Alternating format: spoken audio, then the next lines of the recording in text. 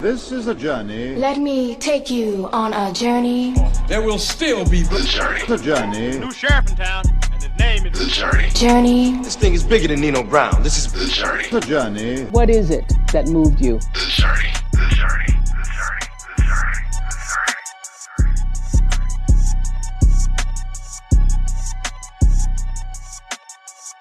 journey. Welcome to this special edition of The Journey. I'm Larry Robinson.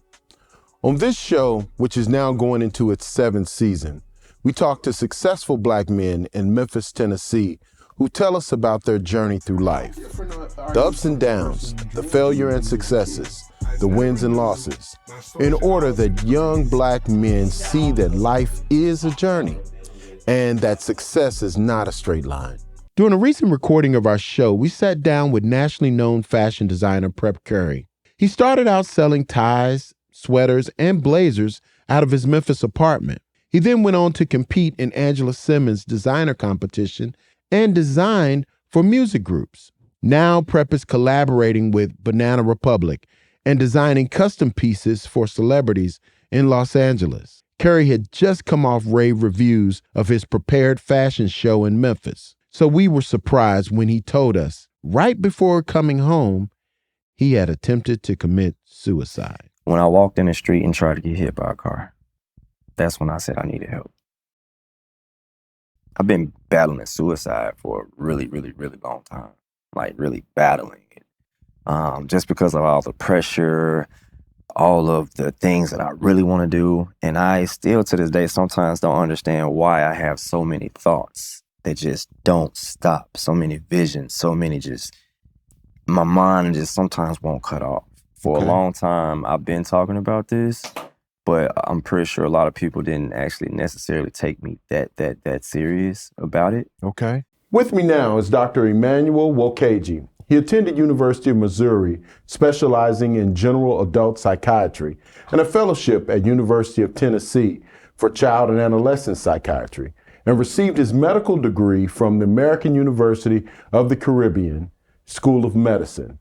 He now works as the medical director at Alliance Healthcare Services. Dr. Nwokeji, welcome. Thank you. So we're talking about men and Black men in particular and suicide. Are there certain environmental stressors that impact the Black man or male different than other ethnicities or social groups? Yeah, definitely. Institutional racism, has institutional racism takes a big toll on Black male, and it fuels the crisis of suicide, depression, and anxiety. So that is something that a lot of practitioners sometimes not very careful or attentive to. Okay. Yeah, okay. Which is very important. Are there certain signs and symptoms that Black men would exhibit differently than others as it relates to those with potential for suicide or depression or anxiety?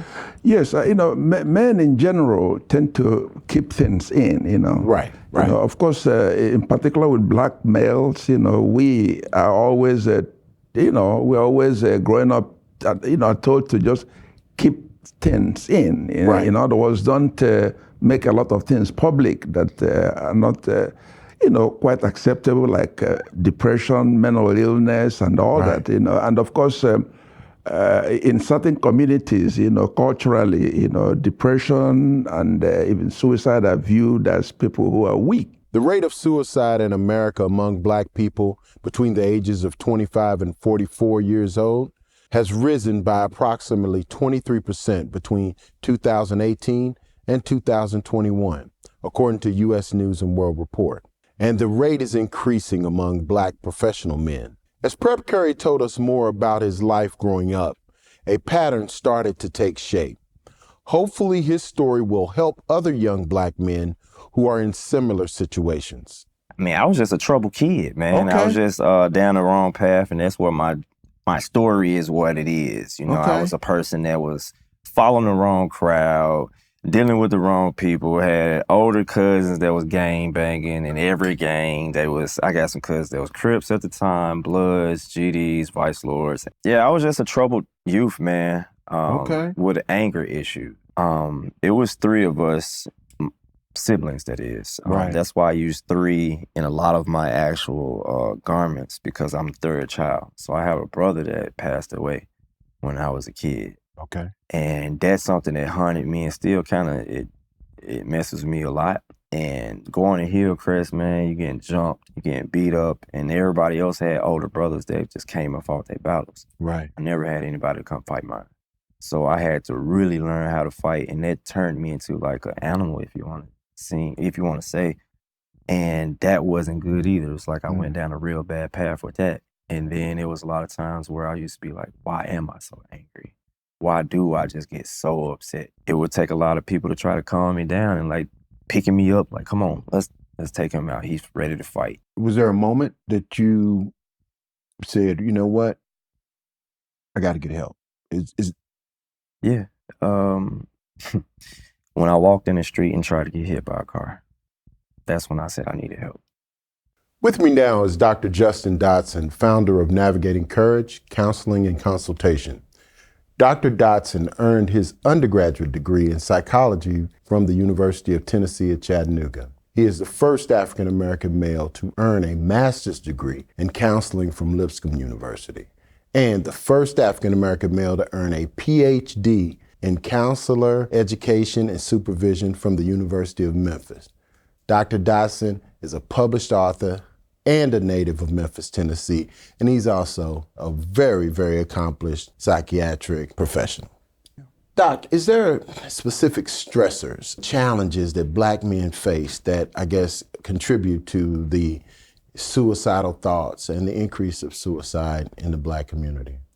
Absolutely. So even if you're looking at numbers, when you think about risk factors that lead to a specific behavior, in depression, you're talking about 4,000 risk factors. So since we can't go through all 4,000 risk factors today in this conversation, just to name a few, if we look at this on a timeline, think about yourself as a kid, being a Black teenager, being a Black kid growing up. What did you see around you? What were the messages that you learned that taught you what it meant to be Black, what it meant to be male, what it meant to be accepted? So think about that, and then how you survive. So even in Memphis, you're not Memphis if you don't know what checking is. Right. So when I was growing up in Memphis, I went to Snowden, I went to Central, and checking was a form of survival. Right. You had to know how to get with people. Yeah, it could be a scary time for people as well as a fun time for others. Right. And sometimes those two things don't align. So if you're thinking about childhood, you're thinking about, how do I survive? How do I get through this day? If I have unmet needs, if my parents aren't doing what they need to for me, if my brother's friends are bullying me because I'm not tough enough, right? So some of these things are already contributing to what depression can look like in our teenage years, in our adolescence. We are now seeing successful African-American professionals committing suicide at an alarming rate. And the primary question is, why? Some of them had it all: the money, the fame, and still they took their own lives. Unfortunately, we think money solves it all. Having fame and success should make a person happy. What role does society play in perpetuating, the perceptions and stereotypes as it relates to a Black man? Yeah. You know what? I think Black men are always in a constant state of a catch-22. Okay. Right? We're darned if we do, we're darned if we don't. So when we look at societal expectations, let's say that a child and his father or his mother, oftentimes with the work that I do with men, I'm often asking, what is your definition of masculinity? Because sometimes we are performing in life from someone else's expectation of what masculinity is supposed to be for us. Right. And if we're doing that, we're not really fulfilling what we see, what it means to be a man. So during childhood, we go back to that bullying or checking phase. Masculinity meant having as many girls as you could, staying away as far as possible away from femininity. We're talking about playing sports and being involved and being rough. You move that into adulthood, you're talking about you need to put food on the table, you need to provide, you need to show that you're loyal. You need to be angry sometimes to show that you're defending somebody. Right. That's a lot of pressure. Right. So I have to be good in bed. Right. I got to make the money. I got to take care of the family. And I also have to be hard. Well, where am I supposed to get safety? Right. Where am I supposed to just let my emotions fall? And I think that oftentimes Black men are set up for failure because we don't have enough people around us protecting us and saying, you know what, man, it's okay to feel sad.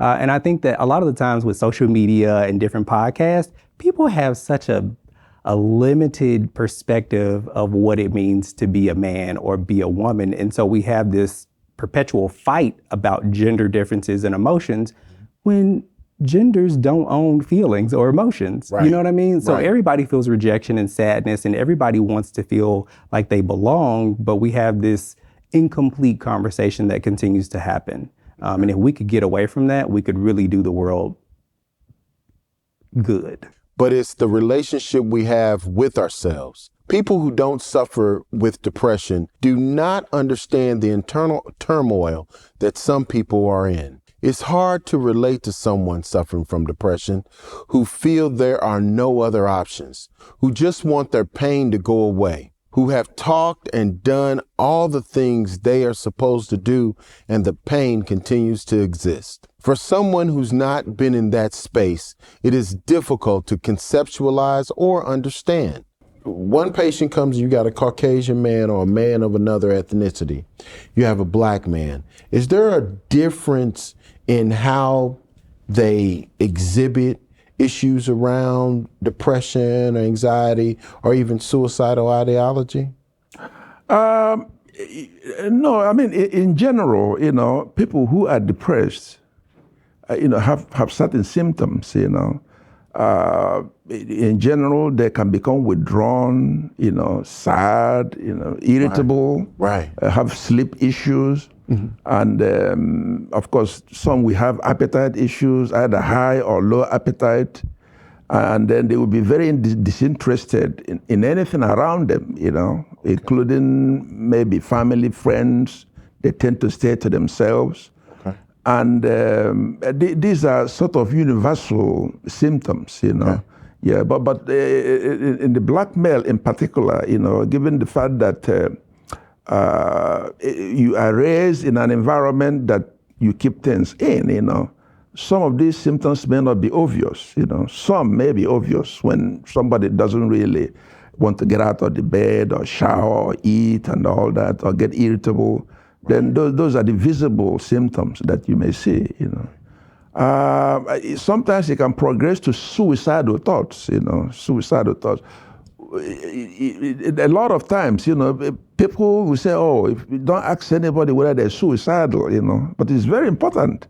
If you see somebody that is withdrawn, sad, not really doing the things that they used to enjoy, Right. Part of the question that you have to ask them as a family member, and one is that, do they have any thoughts of not wanting to be around, Right.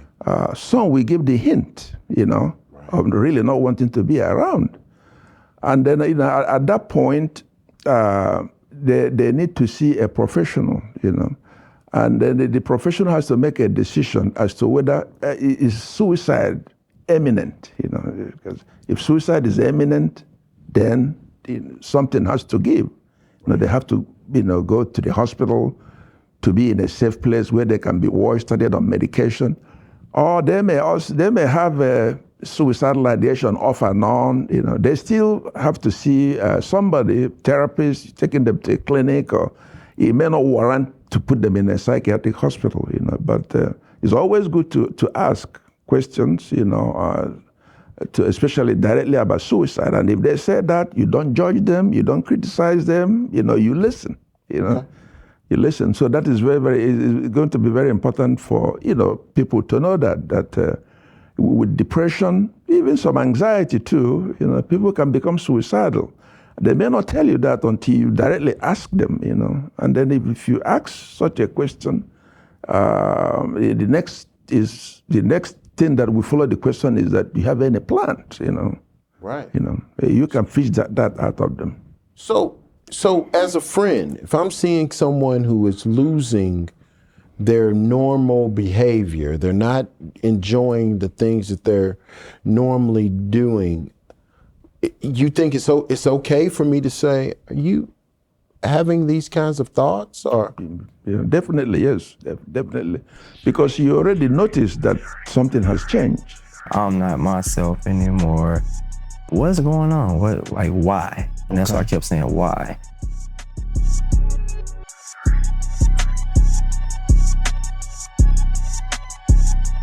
This is Unseen Struggle, Suicide and Black Men, a special edition of The Journey, brought to you by the KUDZUKIAN Media Group, KMG, and Alliance Healthcare Services. It's likely you have a connection to a mental health issue, your own or that of a loved one.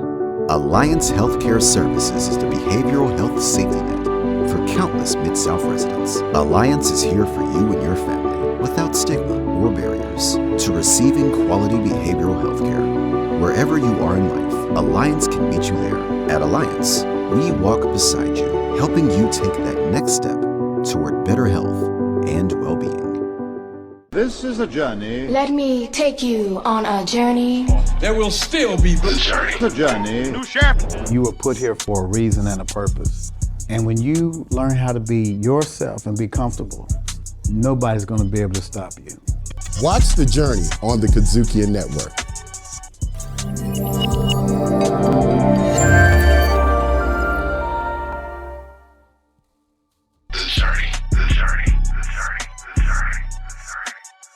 Nationally known fashion designer Prep Curry told us during a recent recording of our show, he had attempted suicide as recently as 2 weeks before we recorded. We were shocked by his statement and knew we had to use this platform to discuss the subject of suicide among successful Black men. As the conversation continued, Prep shared with us some of the reasons he felt it was better for him just to end his life. His struggles intensified near the end of 2022. Lost my apartment. I went back in depression because it's like, okay, I got to move again. Then I moved into a barber shop. The guy was taking my money.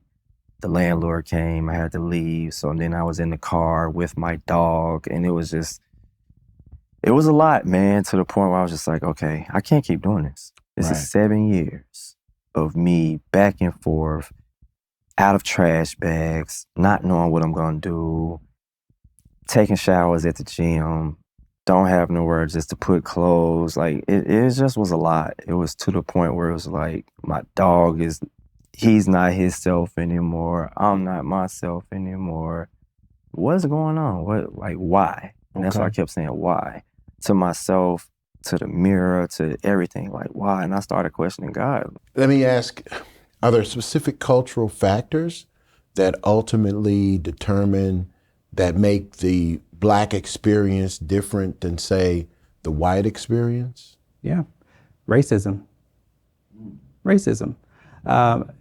Poverty, food insecurity, income, sometimes on a workplace, right? So let's look at corporate America. Okay. Oftentimes, Black males are minorities, or minorities in general in corporate America is a thing, right? Because we don't feel like we really belong. I can't tell you how many times I talk to people and they say, you know what, I just go into work, I go to my cube, I keep my head down. Because somebody from an older generation said, when you get that good job, you go in there, you keep your head down, you do what you're supposed to do. Well, that really teaches us to stay isolated. Now, I get as a Black man coming from corporate America, I understand that narrative. And as a mental health professional, I understand that that's also telling people, stay quiet, don't cause an issue, be isolated. Well, if I go in that job and I don't feel like I belong, I'm lonely. Well, then I'm just going home to work. And sometimes, depending on the stress level and the depression that I may or may not be feeling, I'm also utilizing other things to cope with this loneliness that I have on a job that I have to have in order to take care of my family and meet the expectations of whoever I'm going home to. You know what I mean? And so I would say racism is one piece, because when we think about suicide, when we think about depression, you have 3 factors. I'm holding up 4 fingers, but you have 3 factors, because I'm going to get to that 4th one. I was thinking fifth flow. Right, fifth flow. But you have belongingness, this thwarted sense of belonging. So if I go through a divorce, I belonged in that marriage. So what happens to me when that marriage is no longer here? Right. I belonged in that relationship. So when I got dumped or when I chose to end it, what happens? When I lose that job, what happens? When the NFL team cuts me, what happens? So we have this thwarted sense of belonging. And then we have burdensome. If I feel like I'm a burden to somebody, I just think people would be better off without me. So then you have belonging, I'm a burden, and then you have the capacity to actually end your life. So many people are reaching out saying, you're doing this, you're doing that, you've been with Banana Republic, you did da. But nobody understands that designers don't really make that much money. All right? Especially when you're working with a company. Really? It's not how everybody think it is. And I'm not employed by Banana Republic. That was a collab. Right. I've never been employed by any brand. I never will be employed by any brand. It's always collaborations. And with collaborations, a lot of times that you're really, in a sense, you're not getting what you really need out of it. Right. They're getting what they need out of it. Right. Because that's your intellectual IP. And Right. they're just giving you a little bit. Right. And a lot of times you don't even get percentage of sales or anything like that. You just get a little bit of money up front. And when you get that little bit of money, you got months and months and months and months of bills that you haven't even been able to pay. Right. Credit shot, everything is shot. So when you finally get that, you might have out of that $200 left. So you're like, okay, starting over again. I'm out the red. That right there will break anybody down over Right. time. Right. And so many people are like, oh man, I want to be like you. I'm like, you sure? Are you sure? Right. So a lot of times I leave away from you guys, I'm crying, trying to figure it out. You look at achievement, that's associated with identity. Right. All of these things contribute to, man, something's off. I just don't feel right. And I'm stressed out, and then I don't know what to do. And then you also have drugs and alcohol and pornography and other addictive behaviors contributing to, we think they're ways for us to feel better, but they're really ways for us to suppress what's really happening. Okay. And then people don't have the access to mental health care and poverty, and people also telling you, man, don't go see that therapist. That's weak. That's what white people do. Right. Right. And so you constantly have people in your ear spreading those narratives. People believe it. And then, all right, well, in order to stay strong, in order to stay masculine and a man, I just got to sit here and I got to take it because that's what strength is. Okay. And that is just an incomplete story. All right. So when you think about an African-American male and you're saying that the culture of the therapist could come into play, how important is it to find psychologists and psychiatrists that have a understanding of the background of or the culture of the Black community when you're looking for someone to assess or treat an individual who may be suffering from depression or suicidal thoughts? Yes, it can be difficult. You know, the difficulty comes from there aren't too many of Black psychiatrists or psychologists. You know, and the fact that the fact that there aren't many, and it's almost like when you surf the internet looking for therapists. You know, with the advent of COVID-19, there are a lot of tele health, and there are therapists you can easily access, on online. But these are difficult too because many of them, many are not Black, and then many of them are not culturally adapt to the issues that Black men deal with. So it makes it difficult. Even when a Black male, gets a therapist that understands him and culturally, sometimes they have to come to sessions more before you can pull out things because of the ingrained the way people are raised really in Black to keep things quiet, keep it to yourself. It's not don't advertise. Son, my dad used to always say, like, man, I already lost one son, you don't know what I got left. I didn't understand that growing up. Right. But now I do.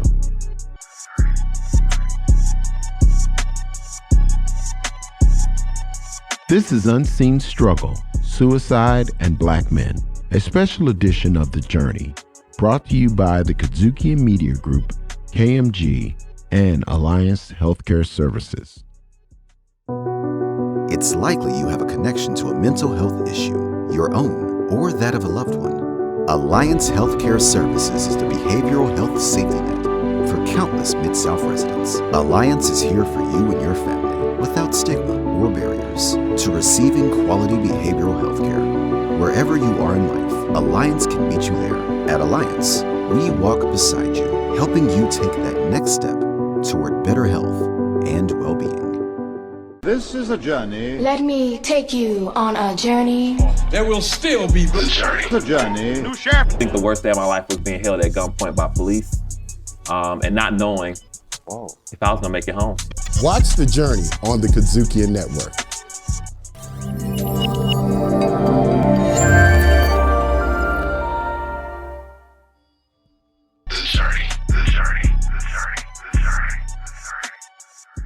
I got in trouble a lot, and my parents took away everything. I couldn't watch TV. I couldn't go outside and play basketball. I couldn't do anything. It was times, it would be a year at a time I couldn't watch TV. And that's another reason why I try my best to go as hard as I do now, just to give my parents like some mercy and grace, because I know I gave them hell. Like I did. My dad used to come in and just give me a whooping because he's like, I know you did something. I know you did something. Come on. I know you did something. Come on. Come on. He was gonna go get the belt. I'm like, for real? And that, that started happening a lot because they knew their son. Okay. They were trying to save their son. And my dad used to always say, like, man, I already lost my son. You don't know what I got left. I didn't understand it growing up.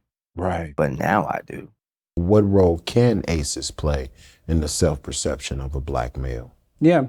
So ACEs is usually just a tool to be able to indicate the level of trauma that someone has experiences, right? So adverse child experiences. And so that score usually will determine the level of need someone has for intervention based on their life experiences. And so oftentimes in the Black community, we see depression because this is just one contributing factor, because we've been exposed to more danger, whether it was gang violence or fights at school or in the neighborhood, just because you're trying to survive, whether that's due to racism or not fitting in or someone else's expectations that you're not meeting. Right. And so ACEs, that score will give you a range of what somebody has experienced based on those life experiences, and then that'll determine what kind of support you can get. Right. The problem with that is that score isn't the only way that you predicate or predict if somebody's going to die by suicide or have depression.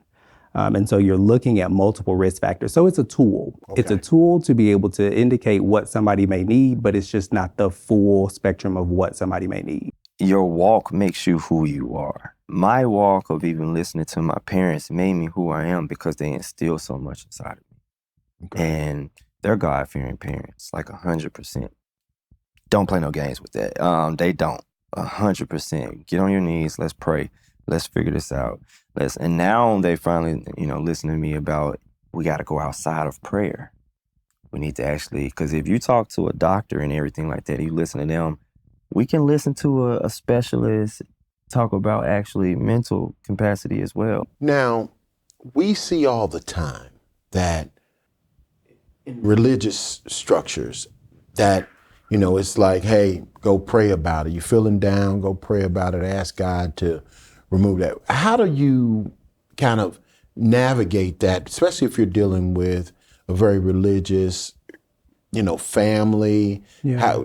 How does a family navigate that when it comes to their kids? Yeah. Well, first you have to understand that sometimes that's not the answer.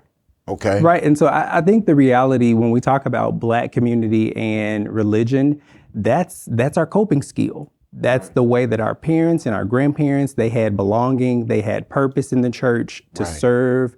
They found a way to cope with stress of a husband from 20 years ago or a child that's having a hard time in life. So it makes sense and it has a foundation.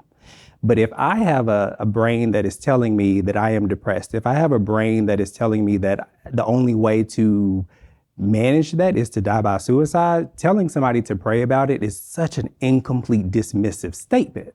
And so we have to be able to let people talk. Sometimes people don't want a safety plan. They really just want to talk. The ER, if we look at the emergency room, they see a high number of people there that are dealing with suicidal thoughts. Right. Because they know somebody in that place is a professional that will listen to him. So what if we, in the Black community, in the church, we were somebody's ER, where we just listened to them, and then we went into a planning phase, and also recognizing if I don't have the capacity to deal with this because I'm not equipped, it's my child and it's too close to home, I'm gonna overreact, get them to somebody that will be able to assist. So telling somebody to pray about it, that's cool, but when we do that, we are also communicating, don't talk to me unless you're talking about living. Don't talk to me unless you're talking about you're ready to go talk to pastor or go to Bible study. So we have to know when to be able to use those messages and when they make most sense, because sometimes we hit them at the wrong time, and that's not what somebody needs to hear in order to get what they need. This is my purpose. This is truly my purpose. I can't deny it anymore. I can't run from it anymore. I can't act like I don't want to do this anymore or anything like that.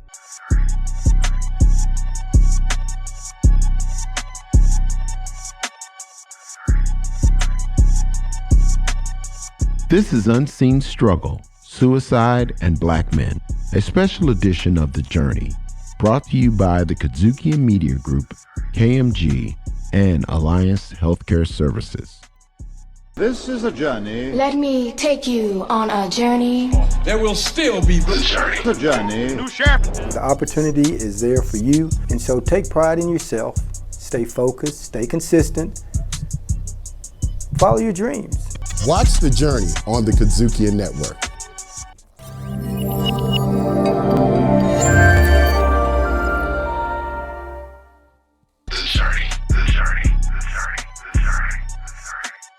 Maneuvering through this life is a journey. As you've heard, even those who seem to have it all may need help at some point in their lives. At the end of our conversation with Prep Curry, he said coming back home and being around the people who really love him allowed him to understand his true calling. My purpose is to save lives. My purpose is to be a person that people can actually see and be inspired from.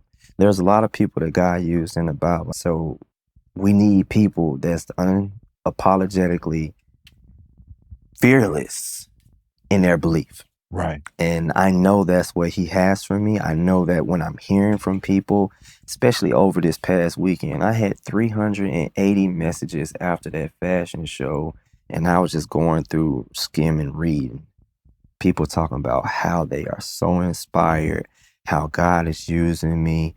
This is my purpose. This is truly my purpose. I can't deny it anymore. I can't run from it anymore. I can't act like I don't want to do this anymore or anything like that. Now I have to push it as hard as I can and speak about it, because life is very short.